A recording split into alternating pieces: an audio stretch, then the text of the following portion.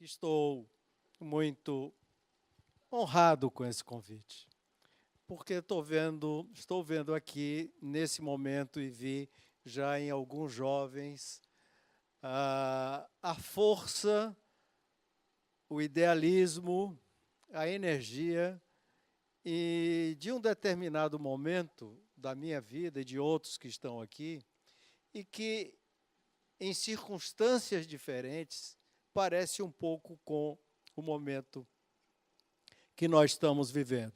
E foi por isso que eu vim e fui convidado para falar aqui. Para falar do SIC, Centro Industrial do Ceará, que foi mais do que um centro de industriais, foi um movimento de rebeldia, vamos dizer assim, que se iniciou aqui no Ceará no início da década de 80, final da década de 70, em que alguns jovens, muito poucos no início, que recém-saídos, na maioria empresários ou executivos de empresa, se reuniam para bater papo, conversar sobre o nosso Estado, sobre suas empresas, sobre o Brasil.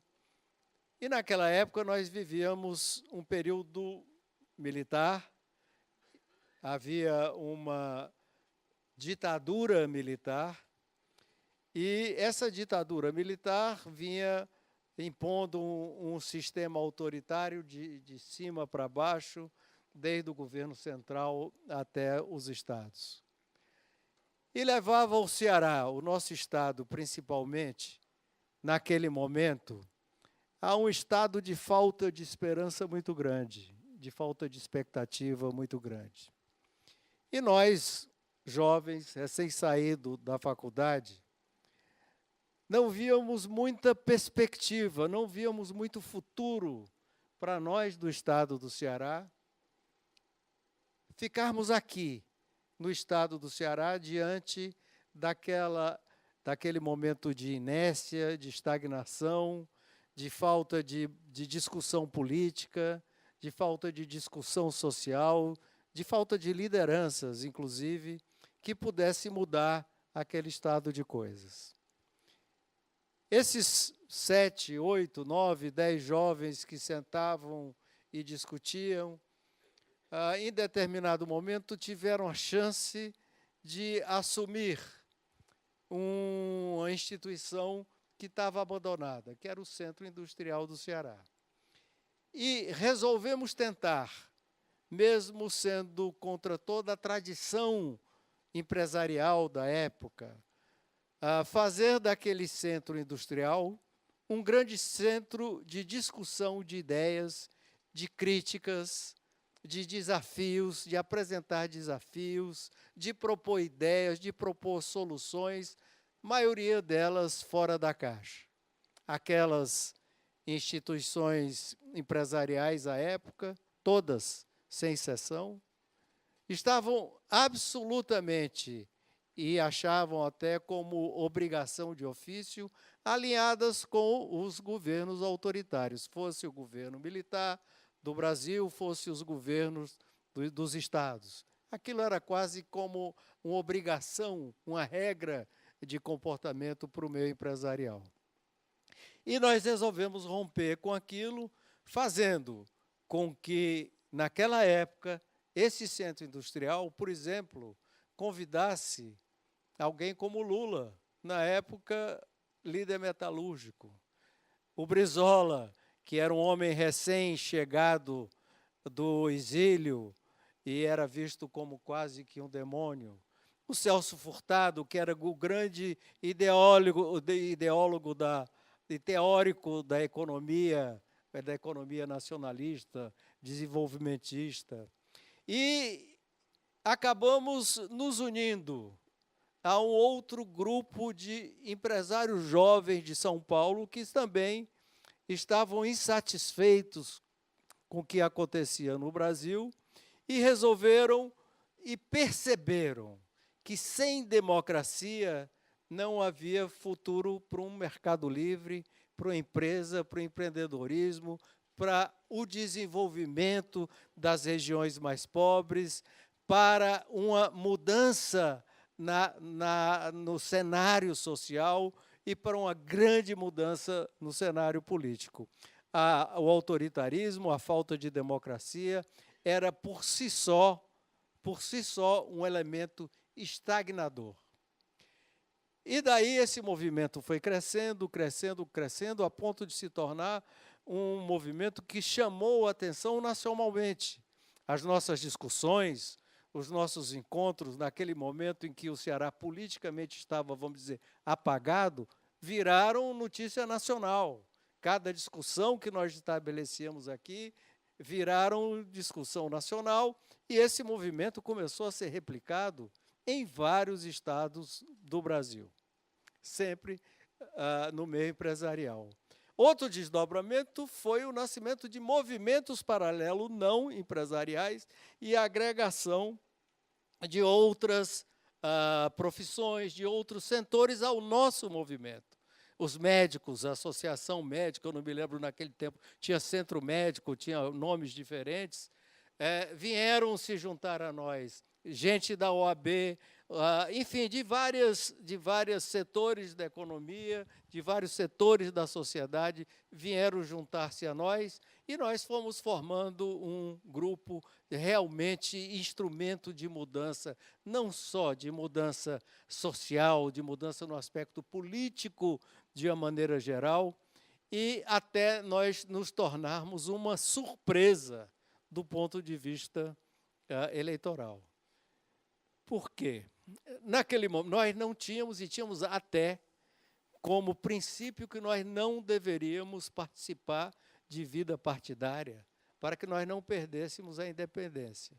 Achávamos que se nós tivéssemos alguma filiação partidária, nós perderíamos a nossa independência e a nossa capacidade e autoridade para fazer críticas a quem quer que seja.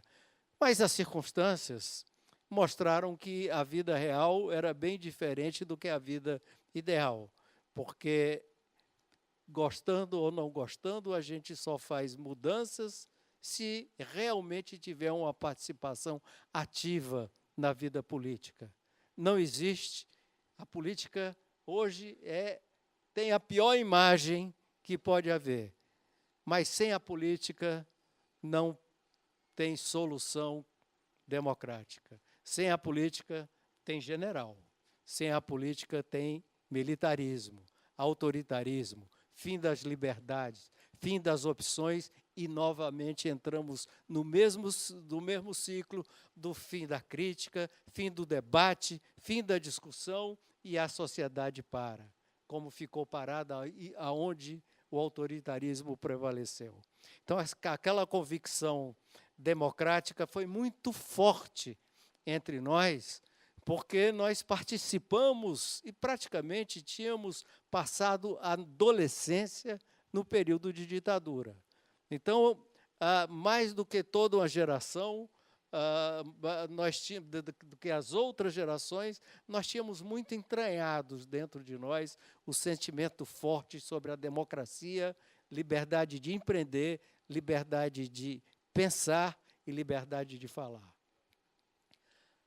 Por que eu disse que esse momento parece um pouco com aquele momento? Nós não temos ditadura militar, nós vivemos em plena democracia, nós vivemos num mundo praticamente, acho que 40 anos depois, né? Estamos falando aqui quase 40 anos depois, num mundo completamente diferente. Naquela época ninguém falava, se alguém falasse em telefone celular, ia ser considerado um maluco que estava vendo filme de ficção científica. As relações entre as pessoas, o modo de comunicação, enfim, tudo mudou, nós vivemos um mundo completamente diferente. Mas temos uma coisa muito semelhante, e eu queria ser um sociólogo para entender melhor porque isso está acontecendo. E, para mim, é extremamente frustrante, porque aquelas mudanças que nós chamamos de período das mudanças, movimento das mudanças, que tinha, evidentemente, que do ponto de vista filosófico, a democracia como fundamento, tinha também como objetivo principal de grande meta de longo prazo a extinção da miséria absoluta no estado do Ceará. E conseguimos avanços. Mas, enfim, o que é que hoje é parecido? Por uma série de causas, nós estamos vivendo um momento em muitos estados brasileiros, mas muito fortemente aqui no Ceará, em que a democracia praticamente está aparecendo, desaparecendo. E eu falo da democracia de fato, a democracia viva, aquela democracia em que as coisas acontecem, a sociedade é participativa, está discutindo, existe uma oposição forte, meios de comunicação absolutamente livres, independentes, profissionais, em que os próprios poderes respeitam as posições, nós entre si respeitamos as posições uns dos outros, discordamos muito, mas respeitamos. Enfim, e essa discussão vai gerando a grande riqueza da sociedade e a grande evolução de pensamento até. Por alguma razão, a oposição política praticamente acabou-se no estado do Ceará. Não existe oposição. Eu falava com um amigo recentemente, hoje ainda, que o que está acontecendo hoje é muito parecido ao que aconteceu em determinado momento em 86. Por que eu fui candidato a governador? Eu não era político. Eu não pertencia a nenhum partido político. Evidentemente que eu demonstrava, nós todos demonstrávamos uma simpatia pela oposição, no caso que era o MDB, mas eu fui candidato não por causa disso. Eu fui candidato porque quando veio a redemocratização, um estado pobre como o Ceará, e com as prefeituras pobres, mais ainda, como as prefeituras do Ceará, elas dependem muito do governo estadual, que, por sua vez, tem uma dependência do governo federal. Isso era um sistema absolutamente rígido naquela época, e como não tinha democracia, basicamente, isso era bastante inelástico, não tinha elasticidade nenhuma. Então, quando veio a democracia, veio a redemocratização legal, o que aconteceu no estado do Ceará? Aconteceu que o partido da oposição, que fazia oposição e se opunha durante os 25, 30 anos daquela época, não tinha candidato que se opusesse ao status quo, ao poder que tinha prevalecido durante os 30 e poucos anos de período militar. Claro, chamava, e aqui são homens que eu respeito, mas chamavam dos 3 coronéis. Os 3 coronéis praticamente dominavam, porque os 3 juntos tinham 95% das prefeituras, dos vereadores, etc. Então, todo o mecanismo político estava controlado pelo poder dos 3 coronéis. E aqui eu não estou fazendo crítica, o passado pertencia a uma cultura, a um determinado momento da história que precisava mudar. Como enfrentar um poder, naquele momento, democrático eleitoralmente, um poder dos 3 coronéis que, evidentemente, durante a eleição, naquele momento, se uniam. E, ao se unirem, não sobrava nenhum espaço para o outro lado, que era o MDB, que fazia a oposição historicamente no período autoritário. Simplesmente não tinha candidato. E acontecia que o governo poderia ganhar, o que seria um vexame, uma desonra para o estado do Ceará, simplesmente perder para o WO, porque não tinha candidato do outro lado. O governador muito jovem, naquela época também, que tinha sido indicado pelos coronéis, mas era um jovem e durante o governo se distanciou dos coronéis, lembrou-se que tinha esse movimento de jovens e chamou-nos para indicar um candidato a governador. E nós fomos não para ganhar a eleição, Está aqui o Assis, que estava aqui naquela época, o Ednilton, todos de cabelinho branco ali, bem velhinhos, que nós não fomos para ganhar a eleição. Nós fomos o seguinte, nós temos obrigação de mostrar ao cearense que existe outra via, que nós estamos num novo momento da história do Brasil e da história do Ceará, e nós temos obrigação de participar e sair pregando o que a gente pensa por aí. É importantíssimo, não importa ganhar, não importa não ganhar, vamos sair falando, vamos fazer uma campanha bonita, vamos sair falando com a sociedade, onde a gente chega tem uma receptividade, porque todas as pessoas clamam por esse momento de liberdade, de falar, de gritar, de se soltar, de ser o que é, independente do que os outros pensem. E nós fomos à luta e acabamos ganhando a eleição, porque, na verdade, o nosso povo estava muito mais adiantado e muito mais à frente do que nós mesmos. O povo queria isso, a população do Ceará queria isso, e nós mesmos não sabíamos. E chegamos lá. Hoje, voltando a fazer a comparação, a analogia, nós estamos vivendo um momento parecido político com esse. Nós não temos mais oposição, a imprensa está absolutamente anódina, não existe praticamente nenhum movimento vivo, forte, em que se insurja com críticas, não se insurja contra o governo, se insurja com as coisas que estão acontecendo. Nós vamos dar aqui, já foram dados 2 exemplos. Alguém, acho que foi o Marinho, que falou de segurança. Essa questão da segurança não é uma questão de agora. Isso é uma questão que vem crescendo e se solidificando há anos. Há anos. Todo mundo sabia no Ceará, que o PCC, que o Comando Vermelho estava se instalando aqui no Ceará. Eu já ouvi várias vezes, diversas conversas, os muros pichados, os muros pintados, dizendo que aquela área, que aquela região é de um comando, é de outro, estão aí faz 2, 3, 4 anos, pelo menos. Os assaltos não começaram a acontecer de uns dias para cá. Os assaltos, há anos que você pega qualquer cearense, amigo, conhecido ou desconhecido, tem um caso para contar, se ela mesmo já não foi assaltada, já não foi roubada.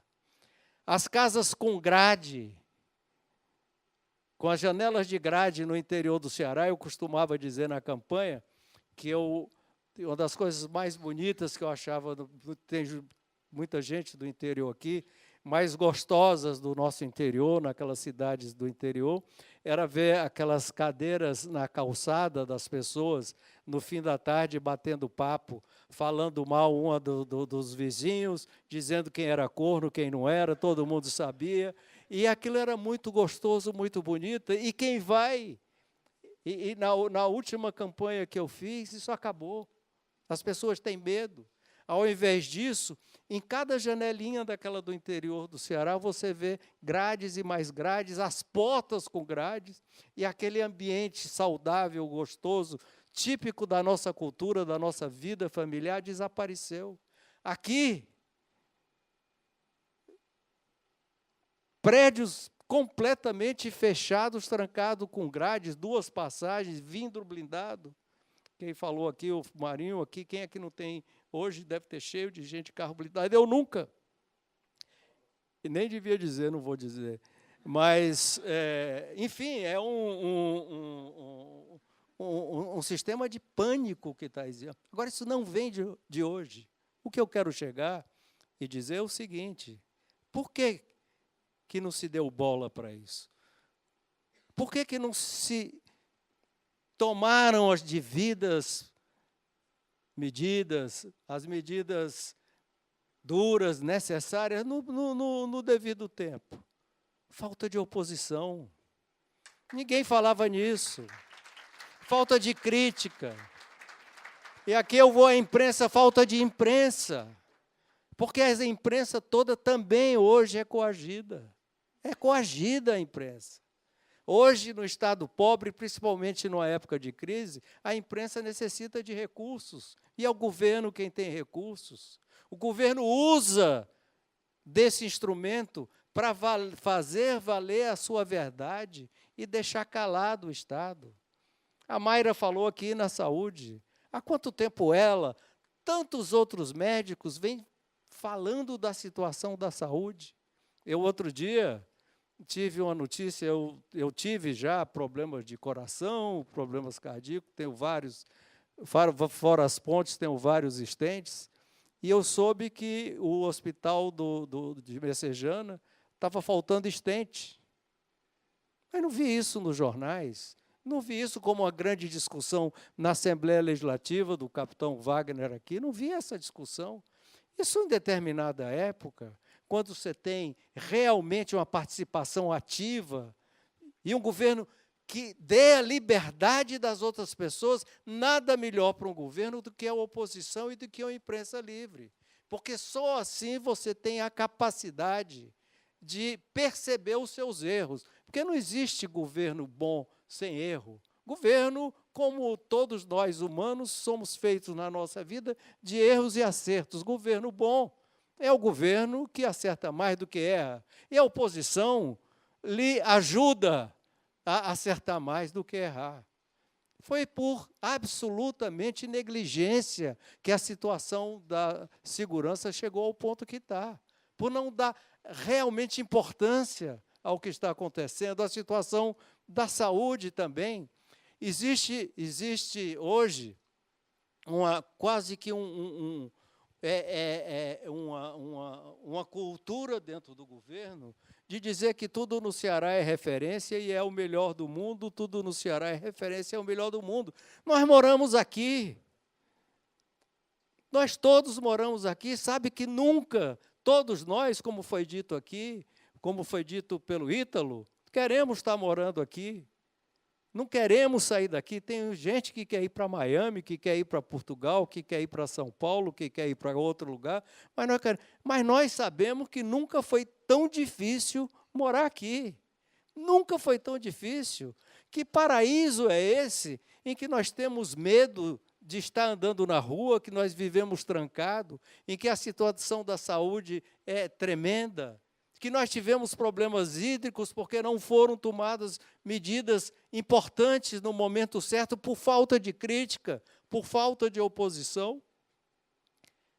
Então, eu dizia que, para até encerrar o que eu estou dizendo, as minhas palavras, que eu comecei dizendo que é uma honra estar aqui. Honra estar aqui porque eu estou vendo aqui, nesse movimento, esse sentimento crescendo. Essa vontade pela democracia, de falar, de criticar, de participar, de dizer o que sente, de dizer o que pensa, de, independente do que os outros querem, o que os outros não querem, de gritar como gritou aqui o Ítalo, que ele tem o direito, ele é gay, tem o direito de ser feliz como qualquer outra pessoa que seja preto, branco, rico, modesto, gay, hétero, que seja o que for, tem o direito de ser feliz e cidadão brasileiro e de colocar isso em qualquer lugar. Nós não podemos, e este momento, esse movimento, esse renasce, está dando, para mim, uma alegria muito especial, muito íntima minha até essa alegria, porque estou vendo uma coisa parecida com o que a gente viu em 86, que as pessoas começam a se unir, começam a se juntar. Não me interessa, eu vou ter candidato na eleição, eu sou político, vou ter candidato à eleição, mas é importante que o Ceará não caia com todos esses problemas, nesse marasmo de ficar calado, de cabeça baixa, e ser incapaz de se indignar com as coisas que estão ocorrendo nesse Estado. Portanto, eu queria dar a todos vocês, ao grupo que organizou, ao grupo que renasce, queria ressaltar aqui que tem aqui a presença de vários deputados de partidos diferentes, deputados federais, deputados estaduais, de partidos diferentes, que também estão se sentindo isolados, até na política, se sentindo isolados e de alguma maneira, estão presos, porque não existe nem a liberdade de movimentação política. Então, queria dar o parabéns a todos vocês, o grupo que fez esse encontro, e dizer novamente, político é feio, político é ruim, político não presta, mas vocês têm que entrar na política, porque sem ela não assume o poder. E não existe caminho fora da democracia. Fora da democracia é muito pior. Não sei se era o Churchill que dizia que a democracia é o pior regime, que é o Cândido daqui, foi o Churchill. A democracia é o pior regime que existe, mas até agora não se encontrou nada melhor do que ela. Muito obrigado a todos.